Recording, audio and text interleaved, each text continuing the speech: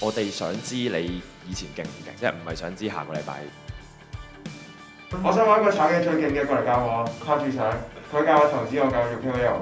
巴菲特以身相去索羅斯。你有冇興趣入我隊啊？都係蔡嘉文咯。都好想搶喎。雪櫃冷笑話嚇！蒙騙了你之一座事。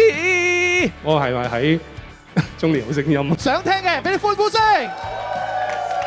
如果痴痴的等突破，終於可等到0.618。如果痴痴的等突破，終於可等到0.618。